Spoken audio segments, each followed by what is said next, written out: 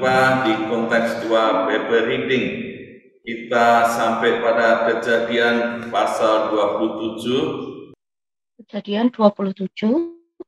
Ketika Ishak sudah tua dan matanya telah kabur sehingga ia tidak dapat melihat lagi, dipanggilnyalah Esau anak sulungnya serta berkata kepadanya, "Anakku," sahut Esau. "Ya Bapa." Berkatalah Ishak, "Lihat, aku sudah tua, aku tidak tahu bila hari kematianku. Maka sekarang ambillah senjatamu, tabung panah dan busurmu. Pergilah ke padang dan burulah bagiku seekor binatang.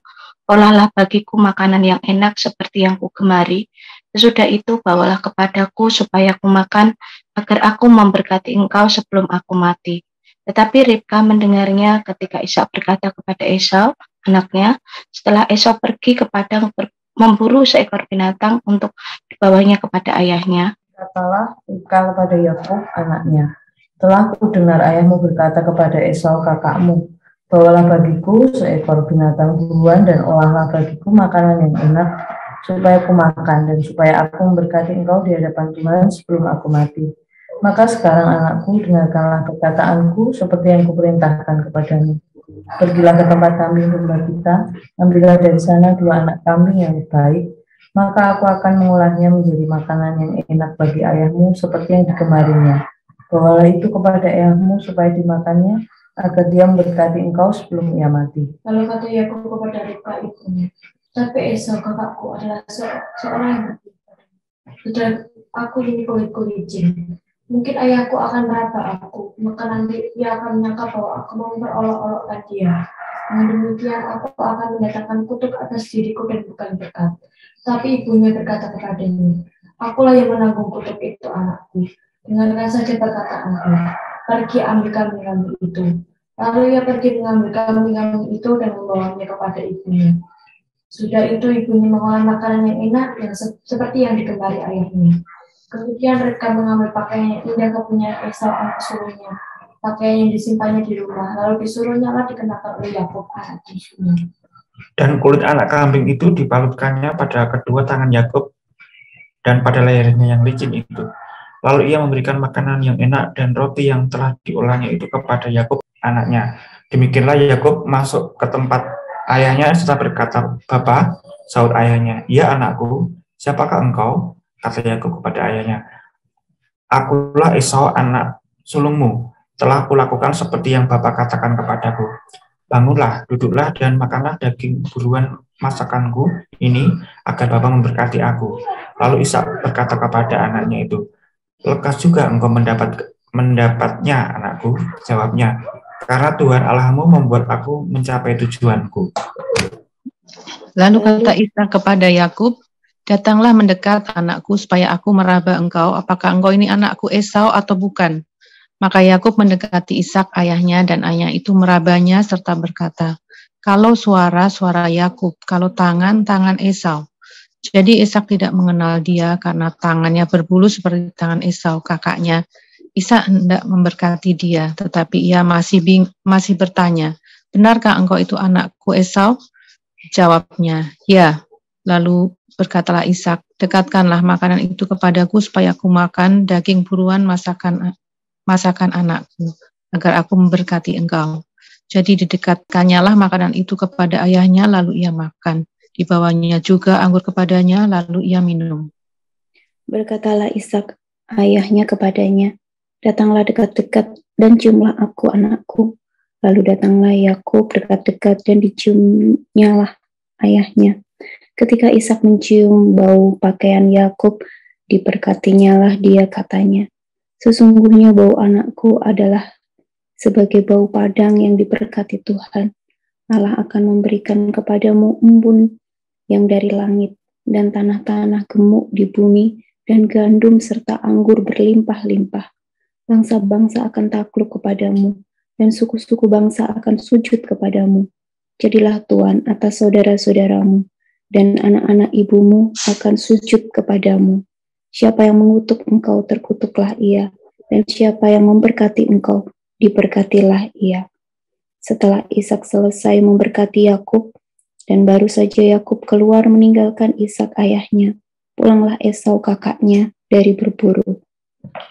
Ia juga menyediakan makanan yang enak, lalu membawanya kepada ayahnya. Katanya kepada ayahnya, "Bapa, bangunlah dan makan daging buruan masakan anakmu, agar engkau memberkati aku."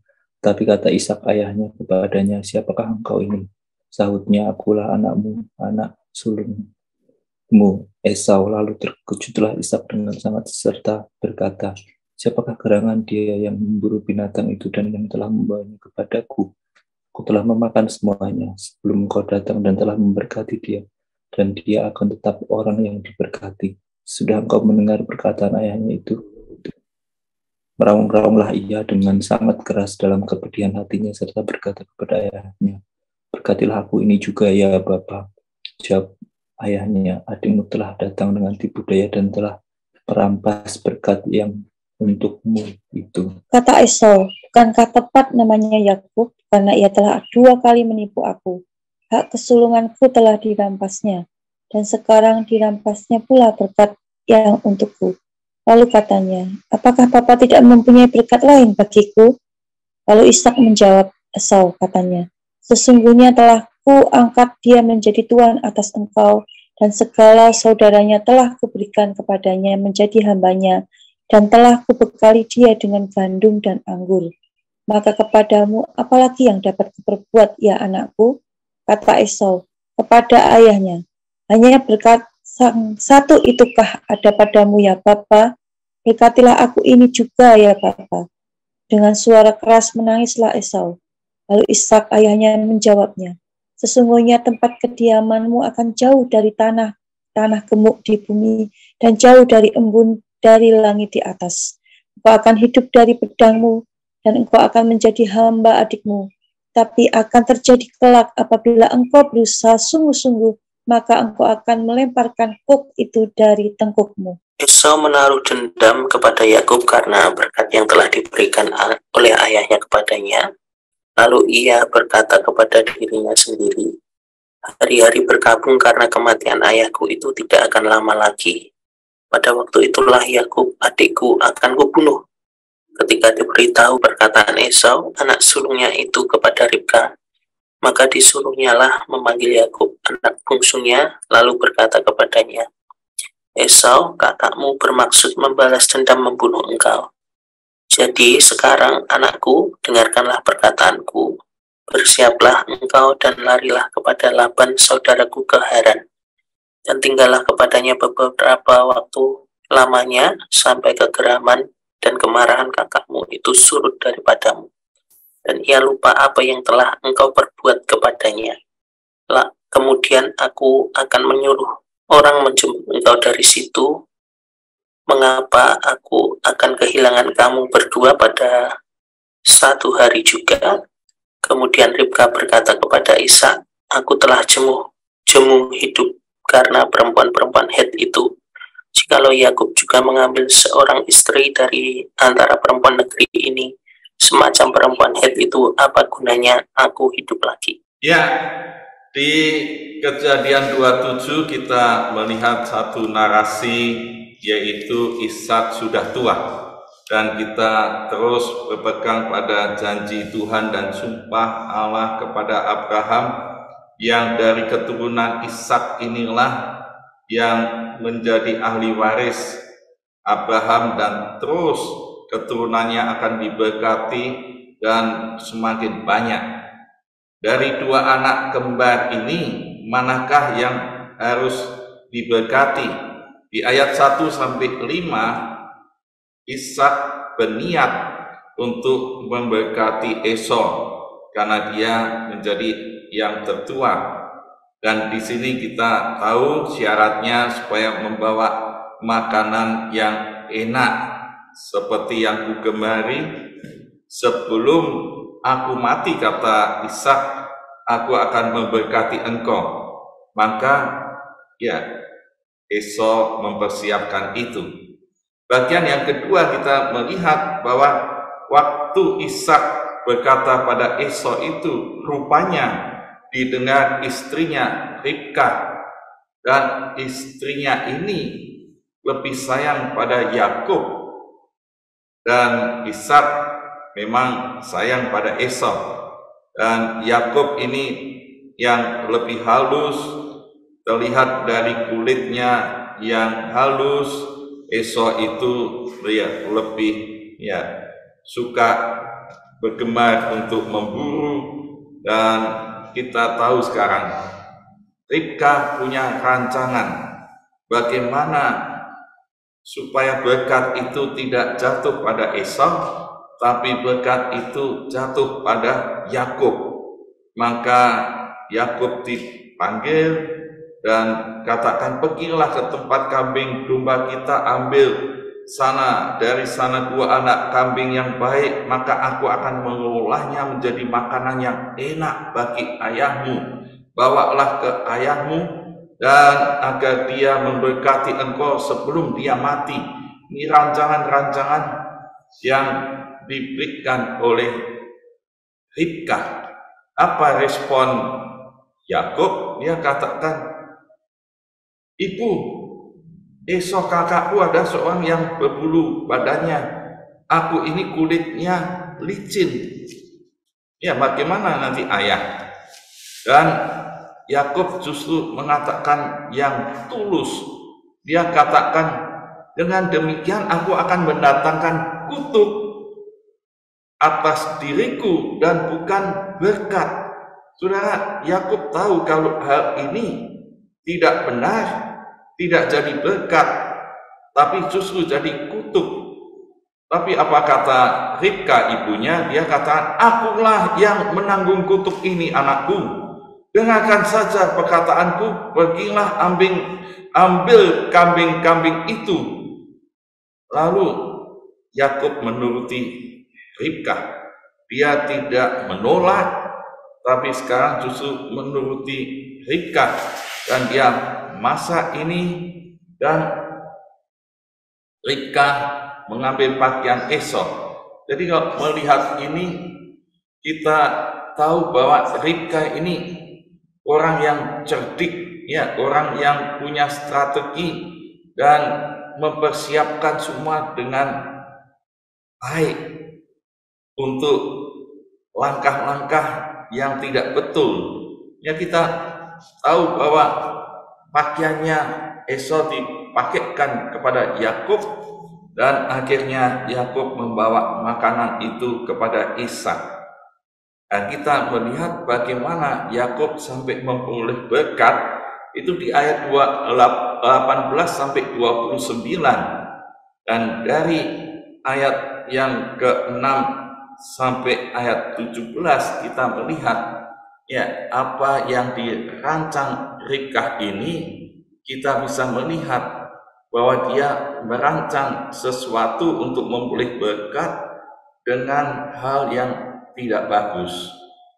Apa yang dirancang Ribka jelas ini menipu, bahkan dia berani menanggung kutuk. Ini yang memberatkan. Ribka sebenarnya di dalam pergumulannya waktu dia hamil, di mana sudah 20 tahun dia tidak memiliki anak, tapi Ishak dengan terus-menerus setia berdoa dengan tidak putus-putusnya 20 tahun.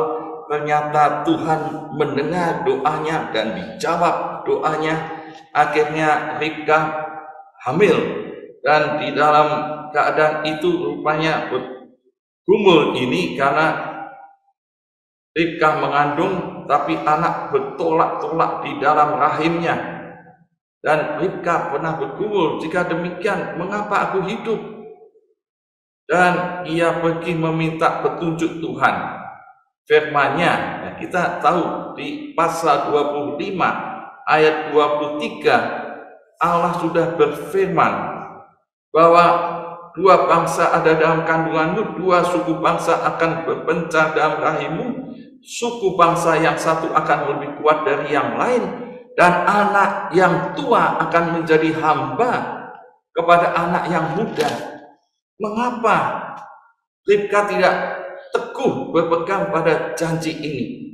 Dan kalau dia menjadi ibu yang dalam kehendak Tuhan, mestinya Ribka akan menasihati atau berbicara pada Ishak suaminya, Pak, Allah sudah berfirman kalau yang muda ini akan menjadi tuan bagi yang tua. Apakah tidak lebih baik berkat itu diberikan pada Yakub sesuai dengan kehendak Tuhan? Tapi dengan cara demikian kita melihat Ribka pakai caranya sendiri, pakai rancangannya sendiri, pakai pemikirannya sendiri yang cerdik, tapi tidak taat pada kebenaran firman Allah. Dan akhirnya kita melihat bahwa dia mengintervensi anaknya Yakub yang sudah berespon baik. Dia akhirnya tidak berdaya dan menaati ibunya, disiapkan fasilitas. Dan kita tahu sekarang Yakub pada waktu membawa makanan kepada kepada Ishak, kita tahu Ishak dengan selektif karena dia tidak bisa melihat dengan jelas dan dia hanya meraba, bertanya. Dan kita melihat di ayat 18-29 berulang-ulang Ishak cukup curiga, apakah benar ini Esau? Siapakah engkau? Jawab Yakub yang pertama, aku Esau.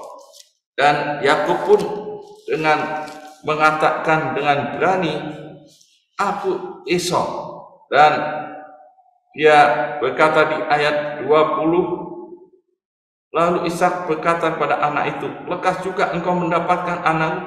Jawabnya, karena Tuhan Allahmu membuat aku mencapai tujuanku. Dan dia pakai nama Tuhan, dengan mencapai tujuanku dengan yakin. Dan apakah ini Esau? Yakub jawab iya di ayat 24. Dan akhirnya dia datang dengan bawa makanan itu, diciumnya dan ditanya, iya ini kau melihat ini jelas suara-suara Yakub, tangannya ini tangannya Esau. Dan demikian akhirnya Ishak memberkati Yakub. Dan kita tahu berkatnya jelas, bangsa-bangsa akan takluk kepadamu, suku-suku bangsa akan sujud kepadamu. Dan ayat 29, jadilah tuan atas saudara-saudaramu dan anak-anak ibumu akan sujud kepadamu. Dan sudah lihat ini berkat diterima Yakub dan dikatakan oleh Ishak juga, ini Yakub sudah diberkati dan akan terus diberkati. Tidak bisa dibatalkan.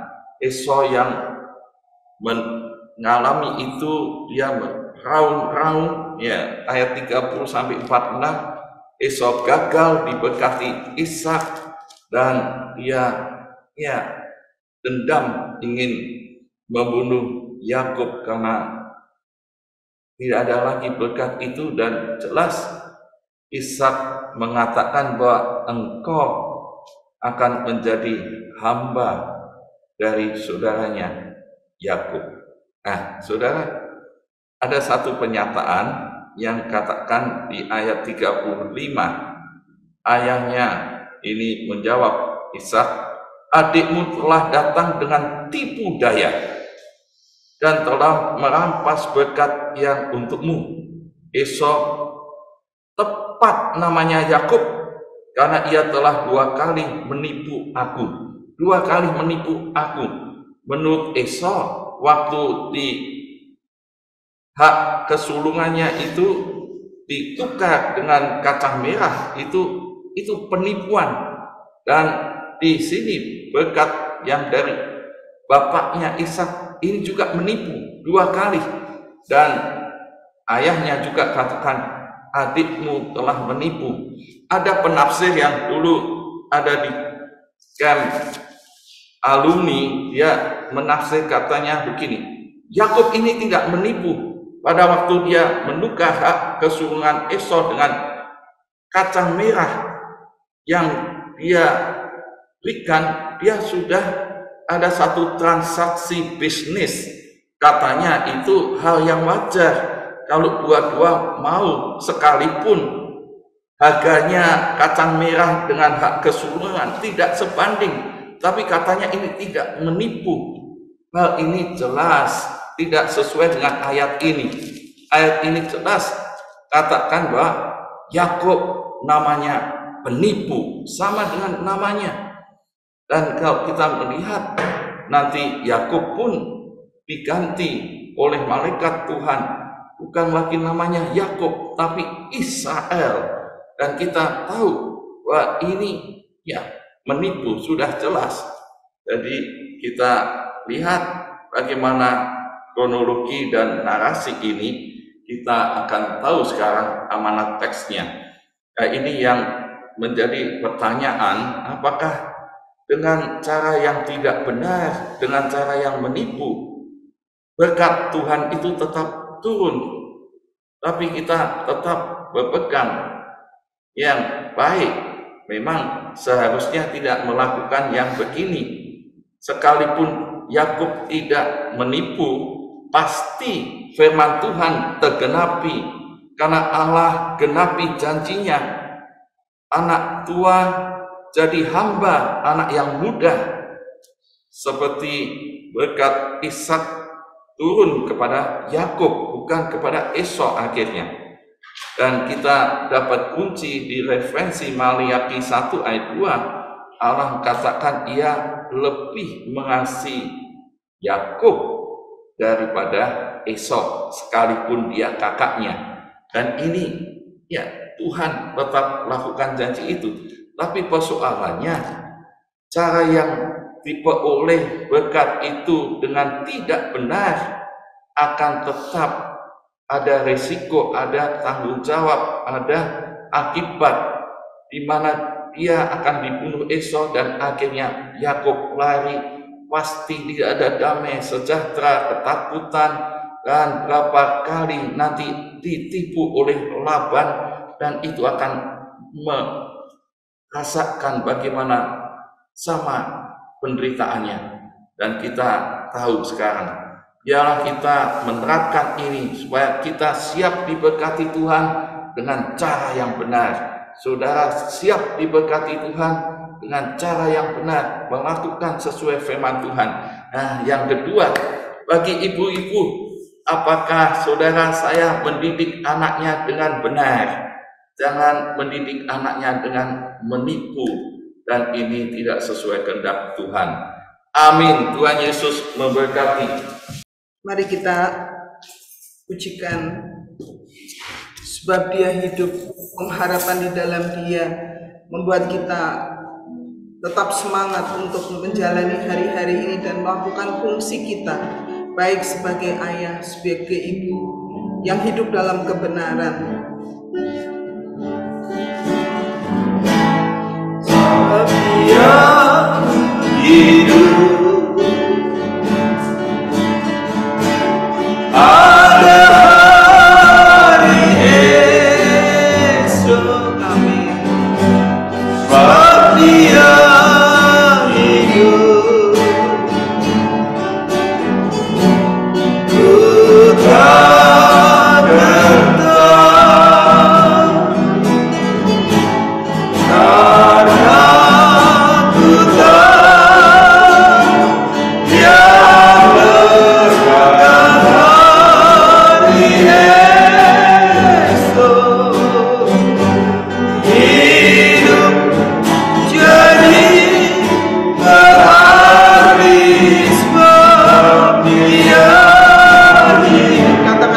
Yesus hidup, saat Yesus hidup, ada hari esok, amin. Saat Yesus hidup, ku tak gentar,